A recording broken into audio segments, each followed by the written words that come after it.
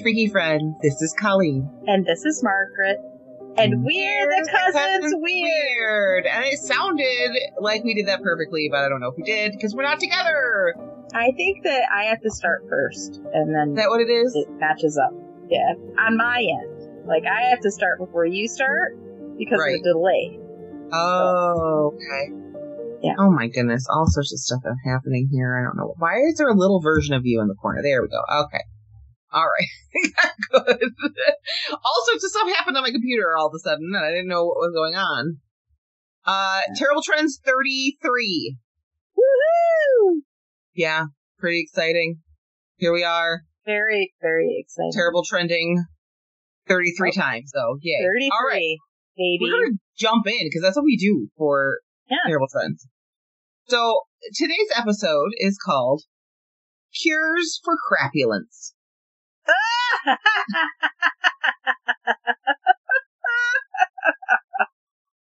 Is that like a shark? No, it's not. Okay. Crapulence is a state of sickness caused by excessive drinking, aka a hangover.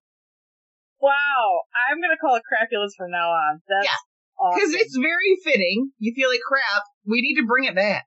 Let's bring crapulence back. We need to bring the word back. And I saw the word crapulence, and I'm like, I don't even know what it means. I'm going to talk about it. And then I was like, oh, yes, it is. That's great. Because, crapulence is the perfect word to describe how you feel, how a hangover feels. I feel like crapulence.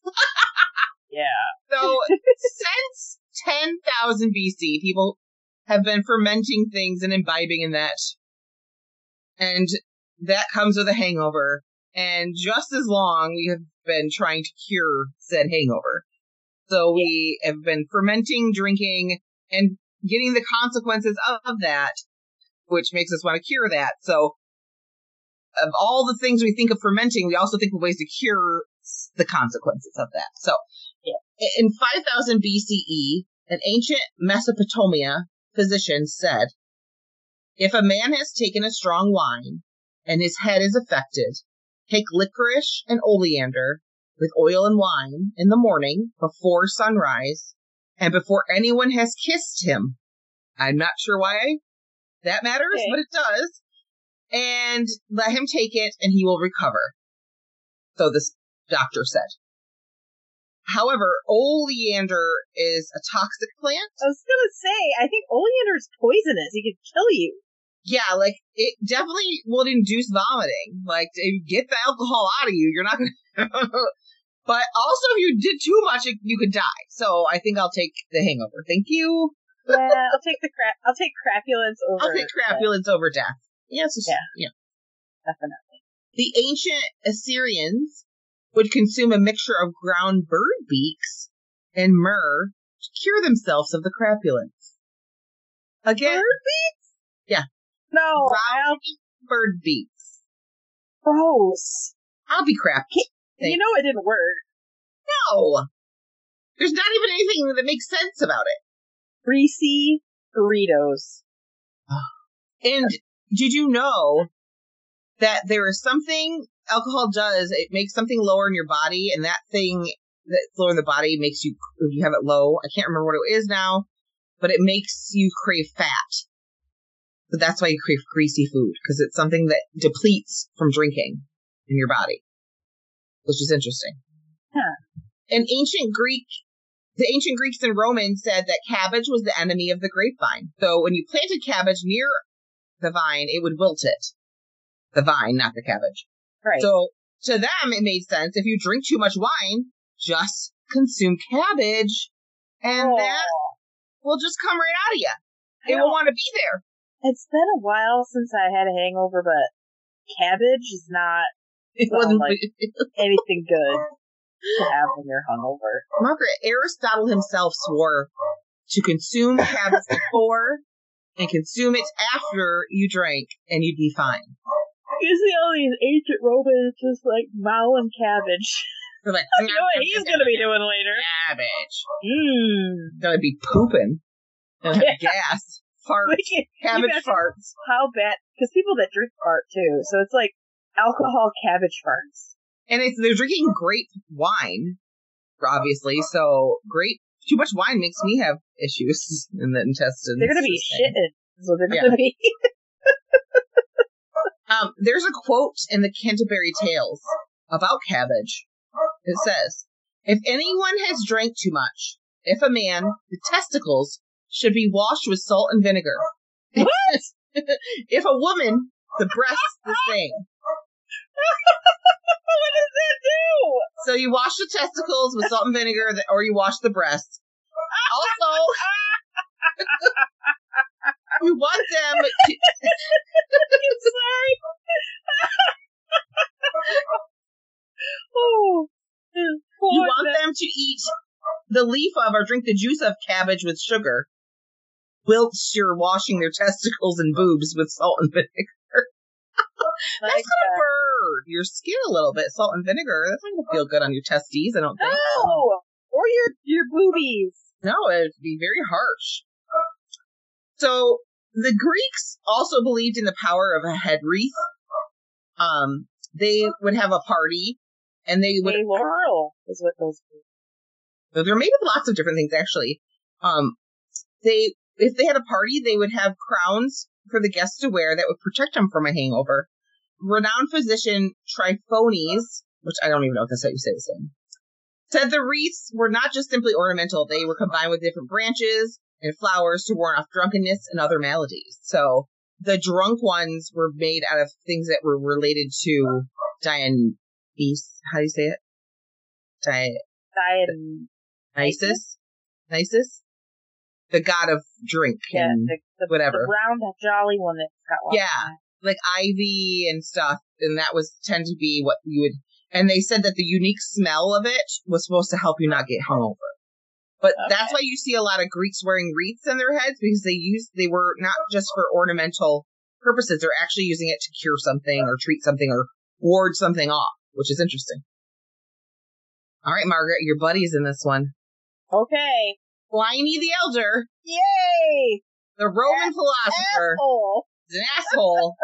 He said you should eat raw owl eggs or fried canary. He's an ass. He's an asshole. What? The fact that he would even tell somebody to eat a raw egg or a canary after you've been drinking. People do that still, though. That's like a part of like people's special hangover. They'll crack a raw egg and whip it up in a cup full of nasty, gross crap.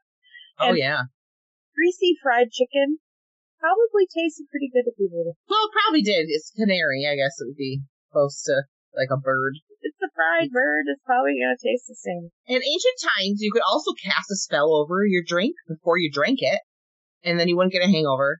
Yeah, or only drink alcohol which a frog drowned in. You did that, you're not getting a hangover, Margaret. I am not drinking dead frog alcohol. You're not going to test that out? No, I'm not. That's just horrible. Think about it. In the European... Tommy's not using snake oil for her pain, and I'm not drinking dead frog alcohol. To cure a hangover. Nope. Yeah, we were both yawning like a bunch of fools today. Man, I did honestly, the last couple nights I haven't slept the greatest. Like, I keep waking up. Like, last night I woke up about 1:30. I'm like, why am I awake? I'm just in a bed. And then you just lay there and you try to go back to sleep. And then you think about it and then it makes you stay awake longer. I just pull out my Kindle or my phone or something and fall asleep. Although that never happens. I'm not really somebody who fall asleep while they're reading. I'm somebody who their reading keeps me. Not me. I fall asleep. I'll fall asleep when I'm reading. It depends on what I read. Yeah. Researching podcasts, I tend to fall asleep with that. Yeah, well, I do too. That's usually all I have time to read, so. All right, sorry. That's all right. So in the Middle Ages, doctors would recommend eating raw eel and bitter almond. Ew. I think they just wanted to make you puke to get it out of you. I think they did too. That would definitely make me... Raw eel? Yes. The cooked eel is gross. Sounds gross. And not that I've ever eaten eel or ever will eat cooked eel or ever raw eel. Because, yuck. Friggin' fresh cut eel chopped up. Eel. Gross. Scandinavians had something called Stromanen, which is probably not how you say it. I'm sorry if I know I butchered that. Which is actually canned fermented herring. And it is considered the worst smelling food in the world. They definitely try to induce you to vomit. They're trying to get you to puke, right? Like, so I'm good. Magnolia, probably Mongolia. My phone. It says Magnolia. It is Mongolia. I'm like, wait, what is that? Holly, there's no Magnolia's a flower, not a country. Mongolia. I was like reading it. I'm like, that doesn't sound right, but maybe I'm just saying it wrong. I corrected it to Magnolia. Mongolia. They would eat pickled sheep size. Ew.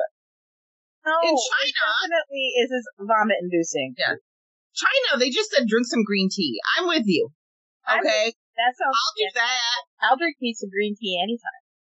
In Germany, to this day, they eat Katterfrühstück, which I know I didn't say that right. Which is a post-drinking breakfast of herring, pickles, and goulash. Hey. Koreans have a hangover soup called haejangguk. It like a beef and veggie stew, but it has congealed blood in it. Ew. So that is really gonna really pep you up the next day. That congealed blood. Never made that for me. Russians would oftentimes do saunas and sweat out their hangover. And they would also like whip themselves with birch like sticks to like get blood flow going. Yeah. In 1960, a bunch of drunk people with themselves in a sauna sweating to death. In 1637, German scholar Olarius was traveling through Russia, and he was like amazed at the amount they could drink. He's like, these people will not pass up a chance to drink. They were drinking about everything.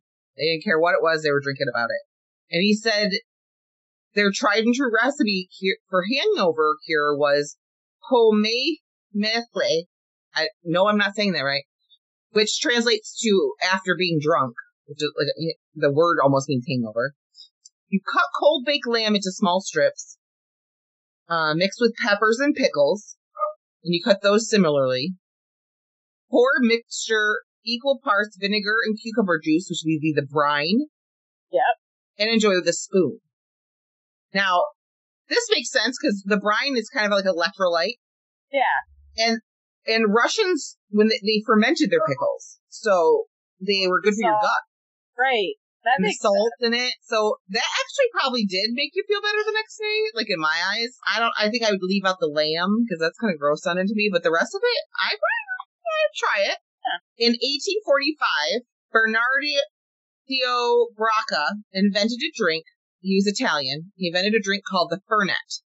It's an 80 proof beverage containing myrrh, rhubarb, chamomile, aloe, cardamom, peppermint oil, grape-infused spirits, so like wine probably, and opiates.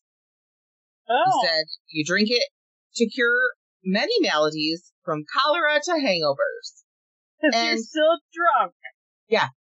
And stoned from the freaking opiates. Well, the opiates make you feel real good. Yeah. They actually still serve this as an after-dinner drink, but it doesn't have opiates in it. Obviously. But it's a thing. It's like Bracca's Fernet is like a drink that they serve after meals. Now, cowboys would drink rabbit dung tea. Ew! Because gardeners swear by steeping rabbit poop.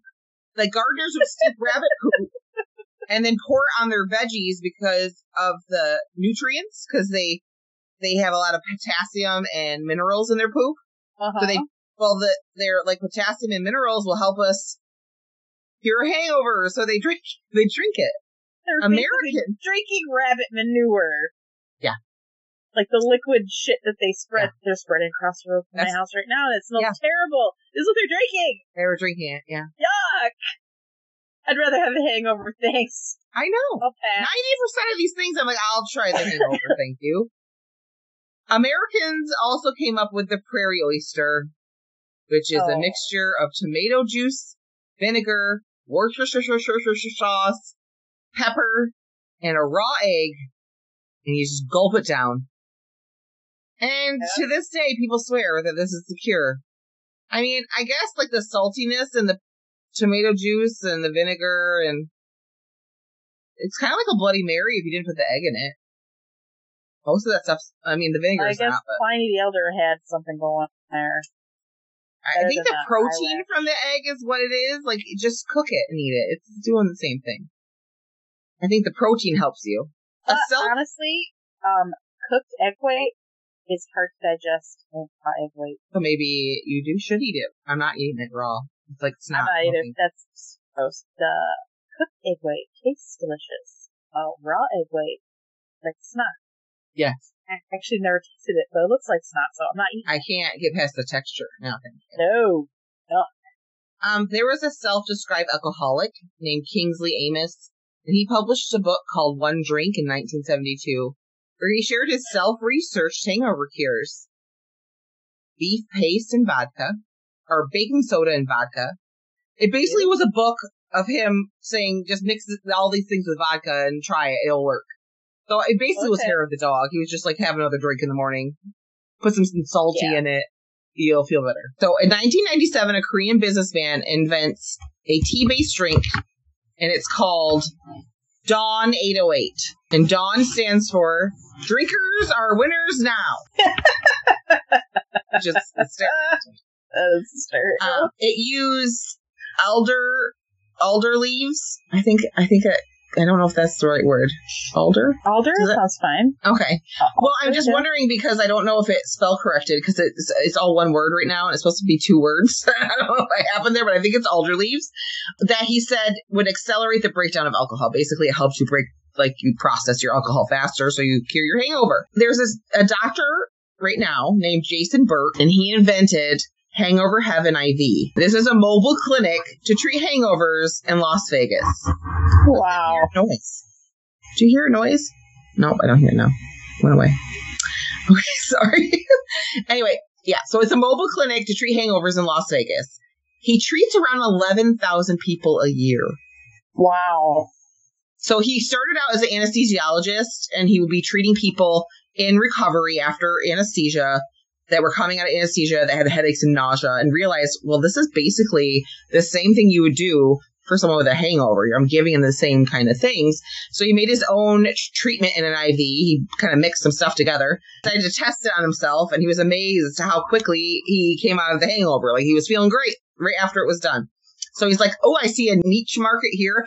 I'm going to make a mobile clinic and travel around and do it. And I guess at first, like, Vegas was like, we don't want a big bus, because they have like this big bus that comes around that says Hangover Heaven on it in front of our thing. But it became so popular that they now like schedule him to come after big events and stuff, which is interesting. Crazy. Yeah. So he says hangovers are more than just dehydration. He actually says that you suffer from oxidative stress, which is a lack of antioxidants, inflammation, and then hydration. So hydration is like the third thing down on the list of things you want to treat. But he says if you want to prevent a hangover, it's much easier to prevent it than it is to treat it the next day. He said when you drink, take 2 multivitamins and an Advil before you go to bed. And you're not going to feel the effects as bad in the morning. That's an amazing little... Yeah, I'm like, I want to try that someday if I get drunk enough where I think... The Chinese had it going because green tea is loaded with antioxidants. Right? So that they were smarter. Yep. He also said, obviously cheaper alcohols are going to give you a worse hangover because there's more imperfections. They don't distill it as many times as it's more expensive. And he also says if you really want to minimize your hangover, have lighter liquors.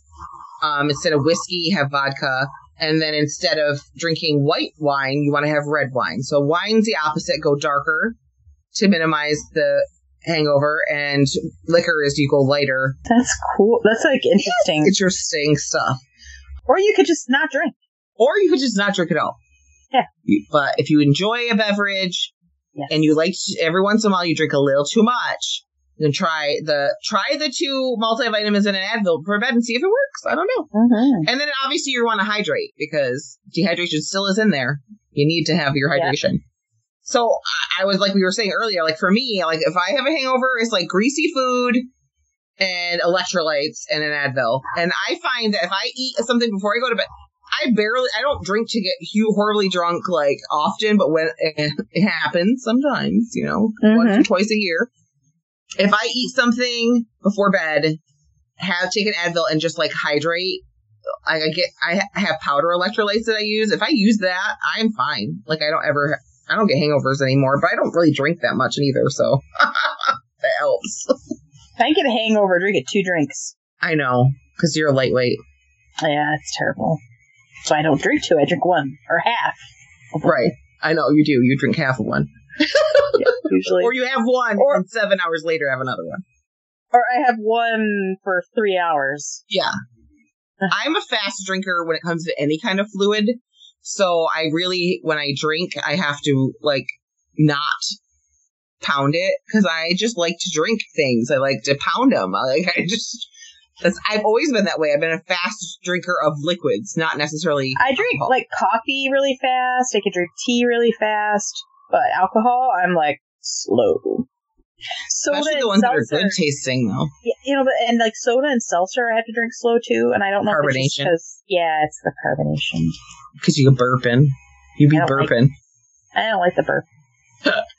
So, out there in listening land, what do you guys do to cure a hangover? Will you try any of these hangover cures that I listed? A raw quail's egg and a fried canary. A fried canary. Or maybe you want pickled sheep size. I don't know.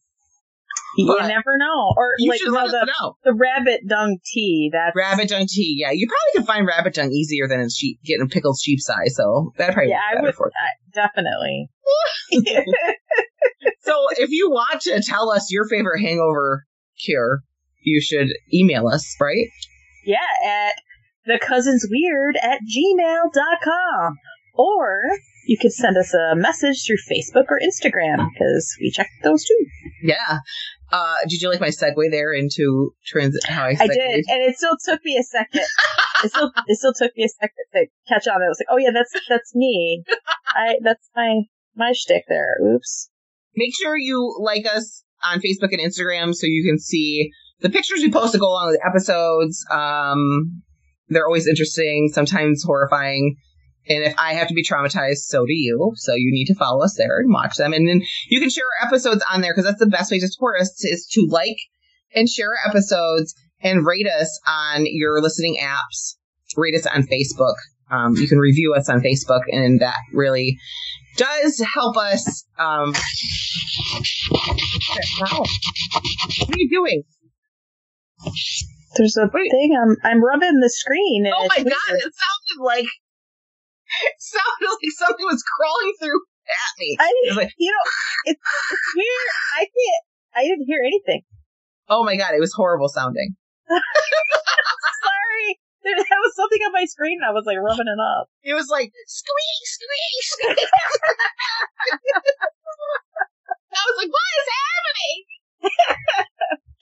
Oh my God. So we almost, during this episode, Mark actually hung up and was recording, and I didn't think it saved it. And I was like, oh my God, we were 25 minutes in. But it showed up. It shoulded up. So we're okay. We're okay. We're good. All right. So if you want to support our podcast, you want to support us, you can go to patreon.com/thecousinsweird. For $1 a month, become a freaky friend, and you get a sticker and bonus episodes. For $5 a month, become a terrible trender. You get those same things, plus you'll get ad-free episodes, a yearly gift, and what else? What are you doing over there? I know. What? What did you just do? Nothing. Oh, I heard her. You look so innocent. I was like, what is she doing? I didn't do anything, I swear to God. We're possessed. I don't even know what I was going to say. Oh, yeah. You get to, I couldn't even remember. So you get the same as Freaky Friend, plus a yearly gift, ad-free episodes, and a monthly chat with us and other Patreons. And you can witness the craziness firsthand, because who wouldn't want to witness this nonsense? This is ridiculous. This is a ridiculous. I guess Crapulence is fitting for the title. It's funny. Bunch of crap. I think that's it. That's a wrap. All right. Stay freaky. Bye.